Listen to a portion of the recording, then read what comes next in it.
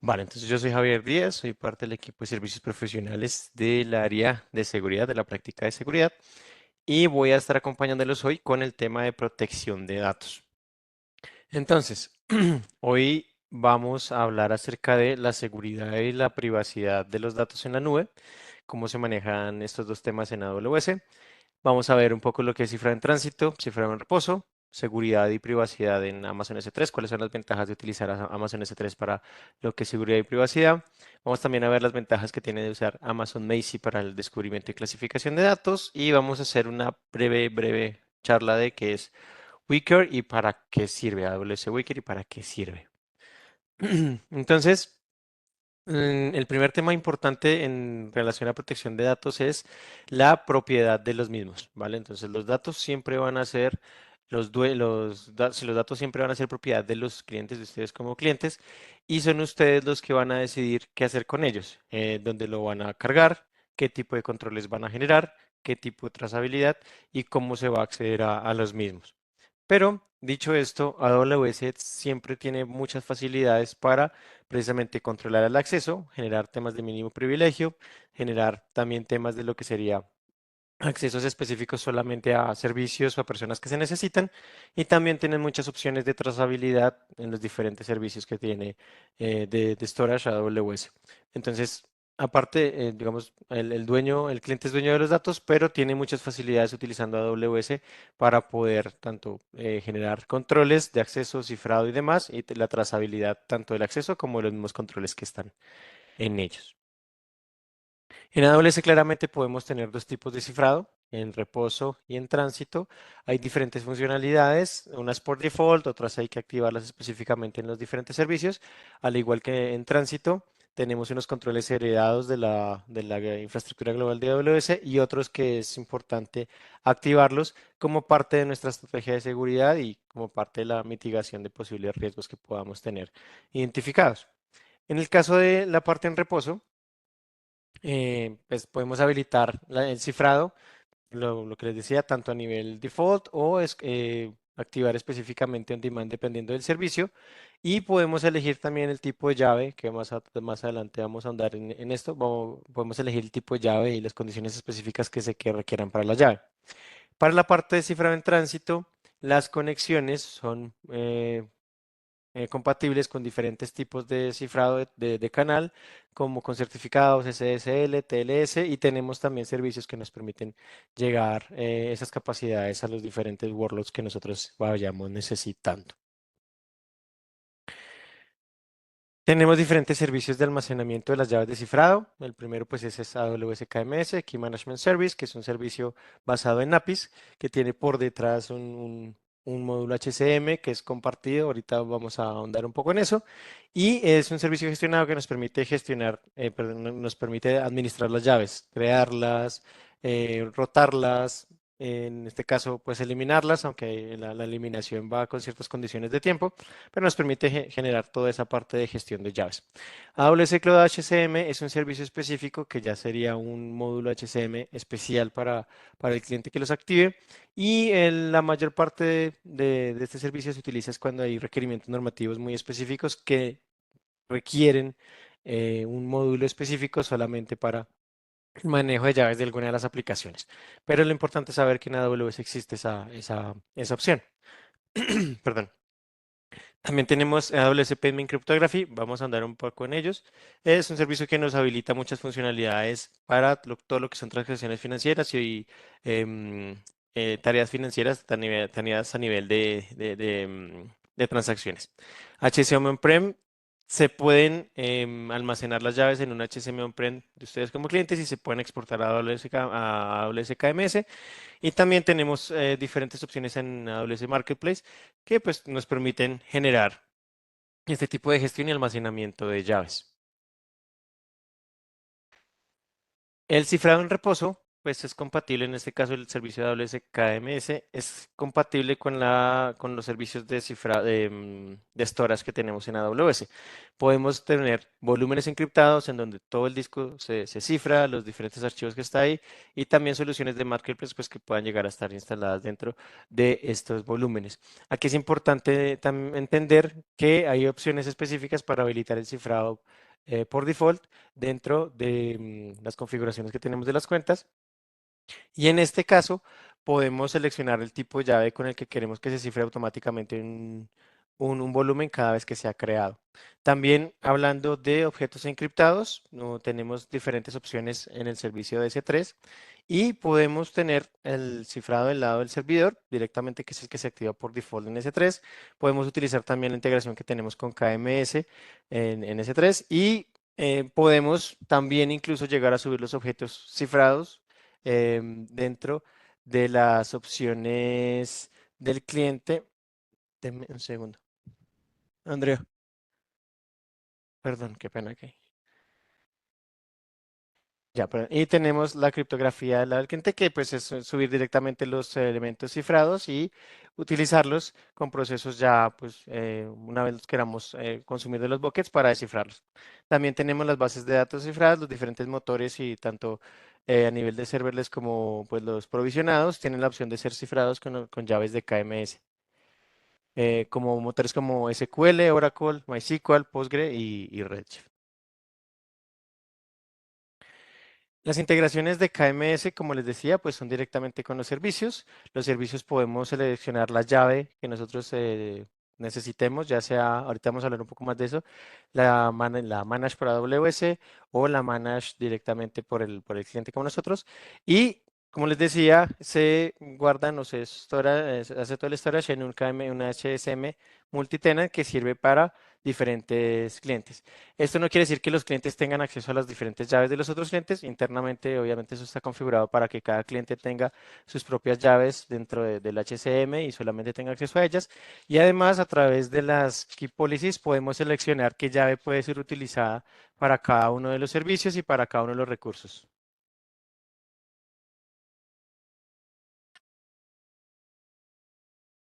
Listo. Lo bueno que tiene la integración también con KMS es que puede guardar llaves de otros elementos como el marketplace y diferentes aplicaciones en donde queramos exportar la llave. Como pues aquí el import key o el bring your own key. También pues tenemos la posibilidad de utilizar KMS para gestionar las llaves que nosotros generemos y pues se creen dentro del módulo HCM si es así requerido por por alguna normativa que tenga nuestra aplicación o nuestra organización. Y como les decía, también podemos tener external keys stores en donde podemos tener las llaves y traerlas a KMS para poder, o bueno, conectar KMS para poder ser utilizadas dentro de nuestros diferentes recursos. Los tipos de llaves que podemos manejar son tres. La primera es AWS Owned o las llaves de AWS. Estas son llaves que gestiona directamente AWS a las que los clientes no tienen ningún tipo de acceso. Solamente pues las pueden utilizar diferentes clientes. Es de forma gratuita. Y el mayor ejemplo que tenemos ahí es el Server Side Encryption de S3. Es una llave que AWS genera para diferentes, o sea, para los clientes que la necesiten. Y esa es la que está por default, por ejemplo, en la creación de un S3.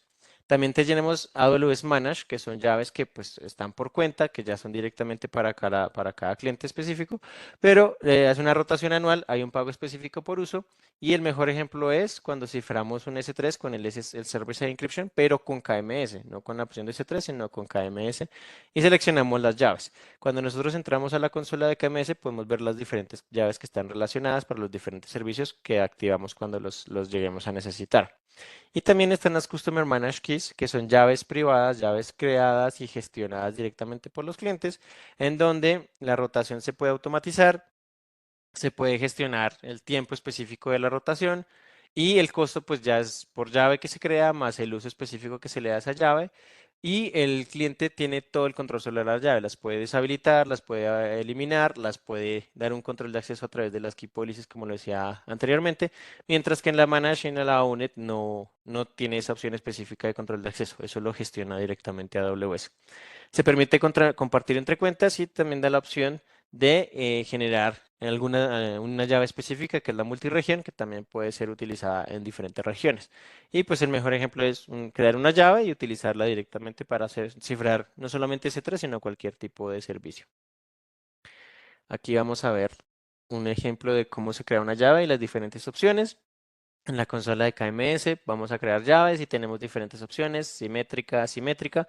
Y dentro de estas opciones tenemos pues para firmar, para temas de cifrado y descifrado, para hacer agreements o contratos, para temas también de verificar Max. En este caso creamos una gestionada o creada directamente en el servicio de KMS, no la vamos a importar, ni vamos a conectar un external key store, ni un HCM tampoco, y pues se eligió la opción de una sola región.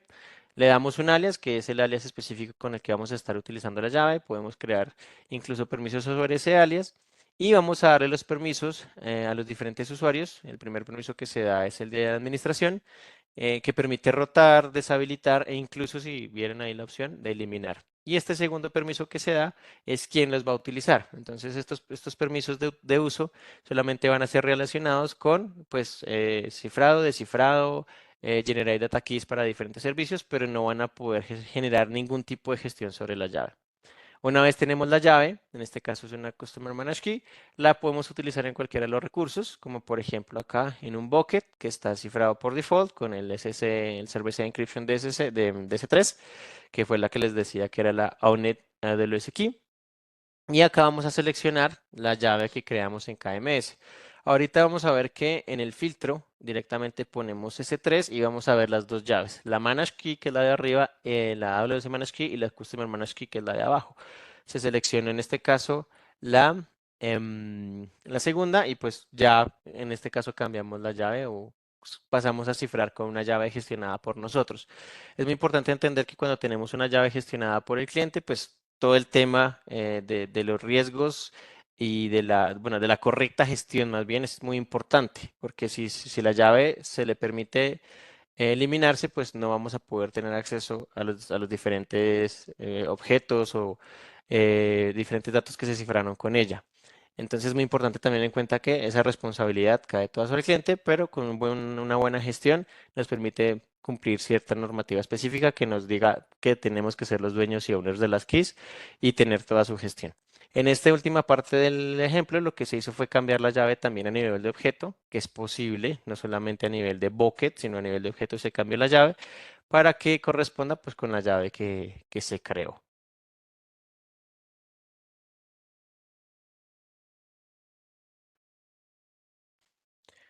En el caso de AWS Payment Cryptography, pues lo que tenemos es un servicio que se creó para poder cumplir con ciertos estándares relacionados con transacciones o con funcionalidades de payment específicas de HCMs. Y en este caso hay diferentes casos, bueno, y hay diferentes funcionalidades específicas que soportan esos casos de uso dentro de los gateway de pago, redes de tarjetas y diferentes emisores, como encriptar y desencriptar data sensible, traducir diferentes tipos de PIN relacionados con estas transacciones, generar y verificar MAC, todo el tema del manejo y del proceso, del procesamiento de la transacción. Y pues para las diferentes entidades que están involucradas, como los gateway de pago, adquirientes y redes, el servicio nos permite o tiene diferentes features gestionados que precisamente con las que podemos cumplir estas diferentes tareas. Entonces nos facilita mucho lo que sería toda la gestión tanto de llaves como de criptografía con un servicio pues gestionado. Lo que les decía hay diferentes capas específicas de cifrado que pues que se heredan de los controles específicos que vienen de AWS, de la estructura de red, de la infraestructura global de AWS. Y por ejemplo, el tráfico encriptado en capa física entre ubicaciones seguras de AWS, lo que serían temas de región, entre red, pues en los diferentes en la red, perdón, de AWS. En toda la red de AWS se maneja un tráfico encriptado, ese lo heredan los clientes y también hay algunas instancias son compatibles con cifrado interinstance o entre las instancias en la comunicación entre instancias dentro de una misma VPC. Esto es muy importante, dentro de la misma VPC, ¿vale? Hay algunas instancias que tienen compatibilidad y que ya pues al utilizarlas, estas instancias, tenemos un cifrado heredado. Pero en el caso de precisamente de utilizar instancias en diferentes VPCs o necesitar accesos desde redes corporativas para fuerzas de trabajo, hay otras opciones que podemos trabajar para cifrar esa comunicación en tránsito. Entonces, si queremos que nuestras fuerzas de trabajo, perdón, si queremos conectar el workload, la carga de trabajo que está en la nube, en este caso en nuestras cuentas, con redes corporativas, podemos trabajar con lo que es el AWS Site-to-Site VPN, que nos permite precisamente crear un canal cifrado y pues nos permite conectarnos ya sea con on-premise, a diferentes servicios que estén en las redes o en la parte corporativa en tierra y generar esa conexión de forma cifrada y protegida. Ahora, si son los desarrolladores, los equipos de trabajo que quieren conectarse directamente a las aplicaciones o los ambientes de trabajo, ya sea para desplegar o para hacer algún tipo de cambio en la carga de trabajo, pueden utilizar lo que es el Client VPN de AWS, que es una VPN tradicional que nos permite generar ese canal cifrado entre las cargas de trabajo y el computador o la máquina específica del endpoint de los desarrolladores o del equipo de trabajo que tenga AWS. Y el Verified Access nos permite también agregar una capa de temas de identidades, de temas de permisos específicos de quien está utilizando los diferentes servicios y pues a través de metadatos pues nos permite llegar a configurar, quitar cargas de configurar y administrar VPNs y mejorar la experiencia de usuario a través de lo que se vendrían siendo permisos dentro de las aplicaciones y dentro de los mismos servicios a través de pues, los datos que maneja Verified Access. Ahora, si necesitamos, por ejemplo, ya sea exponer cargas de trabajo, exponer aplicaciones o generar algún tipo de configuración sobre balanceadores de carga, podemos utilizar certificados con los que son compatibles tanto CloudFront como Elastic Load Balancing o ELB. Y esos certificados los podemos gestionar directamente con Certificate Manager de AWS.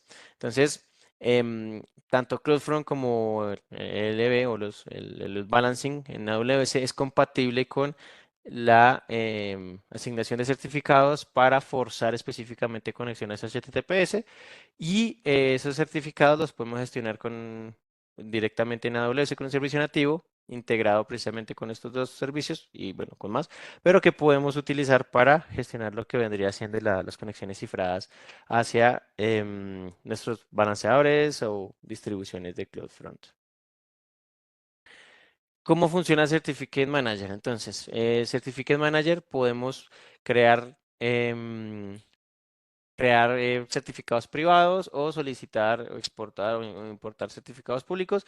Y lo que va a hacer directamente Certificate Manager es pues dárselos o asignárselos, no, sino entregárselos a los diferentes servicios que nosotros necesitemos instalarlos era la palabra, instalarlos en los diferentes servicios que nosotros necesitemos con esta conexión cifrada. Entonces, por ejemplo, dentro de la instancia a un load balancer podemos, perdón, dentro de la conexión externa hacia los balancer podemos generar un certificado, ya sea público o privado. Bueno, privados para las redes internas, pero el público nos permite generar ese tráfico TLS hacia ese load balancer y desde internamente pues ya se podría manejar todo lo que es red interna de AWS según se configure con endpoints y demás. Pero lo importante es que la conexión hasta los balancer es segura. Todas las conexiones externas de usuarios y dispositivos lo pueden llegar a hacer. Se pueden crear, almacenar y renovar certificados SSL, TLS, X509 para cualquier tipo de aplicación o sitios web que lo necesiten. También podemos, a partir de Perdón. A partir de Certificate Manager, ahora sí podemos crear certificados públicos que son exportables.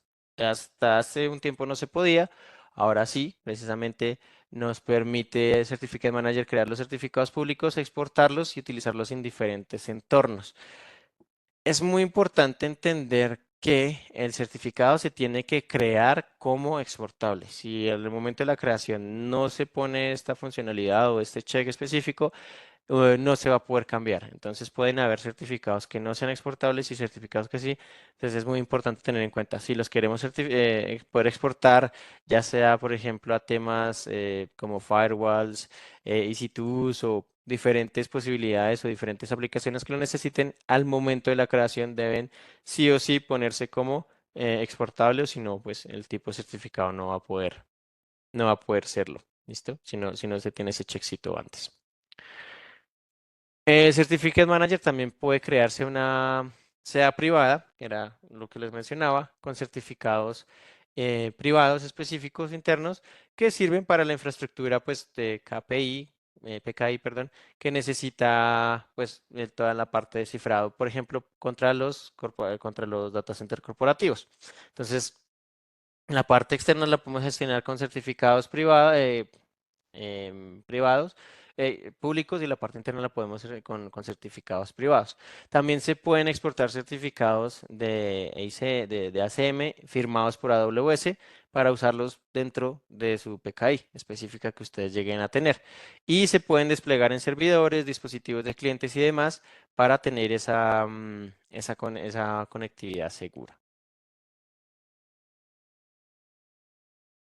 Ahora, pasando al almacenamiento de objetos en S3, la ventaja para la protección de datos que tenemos al utilizar S3, pues son muchas. Como vemos, la durabilidad de 99.99 por detrás. La encriptación en reposo, ya lo vimos, con la posibilidad de utilizar llaves gestionadas por AWS, llaves gestionadas por ustedes como clientes. La trazabilidad con los diferentes tipos de logs que se tienen, S3 Access Logs o los diferentes data events, incluso pues las actividades específicas sobre el bucket con CloudTrail. Protección contra borrado cuando se activa el bloqueo de acceso público por defecto, además de ser compatible con temas como por ejemplo SCPs y demás, que nos permiten bloquear cualquier tipo de cambio para permitir accesos públicos y las integraciones que tiene S3 con los diferentes servicios Lambda, SQS, SNS, tanto para temas de automatización como para temas de monitoreo y optimización pues de procesos de movimiento, lo que necesiten de datos. Entonces esas son las ventajas que tenemos a S3. Ahora S3 también mejoró y actualizó el comportamiento de las solicitudes de carga de datos. Entonces se mejoró toda la parte que es la validación de integridad y ya se valida la integridad de cada operación PUT o del objeto con el checksum basado en CRC, en la verificación de redundancia crítica, y también las cargas multipartes ya no tienen múltiples hashes, sino que todas las partes tienen un hash que pues directamente se asocia a como tal al objeto completo que se necesitó trabajar como multiparte. Entonces, toda la parte de Data Integrity por default viene mejorada para que también la revisen y revisen cómo cumple con sus estándares corporativos o con algún requerimiento específico que necesiten de integridad de datos. También Amazon Basic como servicio nos ayuda a proteger los datos con diferentes funcionalidades. La primera es generar una visibilidad y una evaluación de políticas. Nos da un inventario de buckets específico de donde lo estamos, del scope a donde lo estamos implementando, donde lo estamos corriendo. Generamos y validamos también qué políticas de buckets pueden llegar a estar inadecuadas o por fuera de compliance de alguna de las validaciones o buenas prácticas de seguridad que nosotros sugerimos.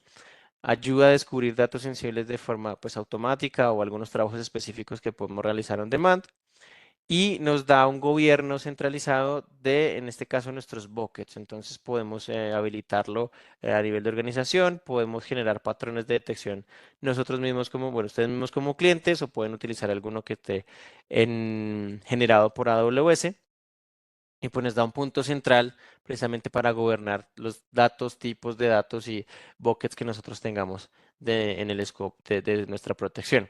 Y a partir de toda esta información que se recolecta, se puede generar integración con AWS Security Hub, en donde nos reporta los diferentes findings y a través de APIs podemos llegar a automatizar y tomar acciones específicas en los buckets que, por ejemplo, a nivel de tag, cuando se descubre algún tipo de dato sensible en un bucket, se puede taguear que hay datos sensibles y demás. Entonces es muy importante esta integración o esta posibilidad de automatizar acciones específicas teniendo en cuenta los insights o la información que nos da Macy. Macy puede descubrir diferentes tipos de datos, como financieros, información personal, documentación nacional, datos médicos, credenciales y secretos. En AWS tenemos unas patrones o unas reglas específicas ya gestionadas, ya creadas por nosotros, en donde no solamente está el tipo de dato que queremos encontrar, si es una tarjeta si es una tarjeta de crédito, si es un nombre, si es una posible dirección, un pasaporte, sino también hay diferentes configuraciones para aplicarlo a diferentes países. Entonces ustedes cuando vayan a hacer la selección específica de qué es lo que quieren buscar, pueden revisar que hay diferentes tipos de datos de diferentes países porque no todos los pues, información personal como los IDs y demás a nivel mundial o a nivel ni siquiera de región son iguales, entonces tenemos diferentes capacidades de reglas también a ese punto. Y en este caso podemos personalizar nuestros propios patrones en los que pues se llegue a necesitar. Los formatos de archivo que soporta, pues como lo ven ahí, son a nivel de texto, documentos, emails, big data e incluso llega a comprimidos. Es muy importante entender que pues si los archivos están cifrados con una llave específica, pues vamos a necesitar configurar nuestras validaciones que tengan acceso a esa llave para que la puedan utilizar y generar toda la validación. No es directamente que se hace el acceso, sino pues también se le tiene que configurar adecuadamente las reglas.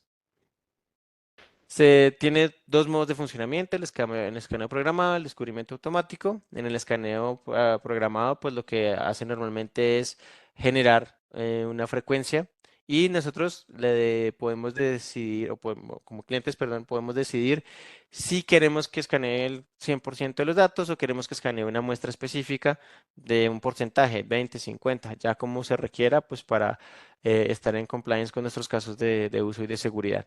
O directamente se puede hacer un one-time job en donde, pues lo mismo, es un escaneo, nosotros le decimos a qué profundidad, pero solamente uno. Entonces se puede generar un job, un job programado con una cierta cantidad de datos especificada o uno solo también con una cierta cantidad de datos que pues ustedes requieran como muestra.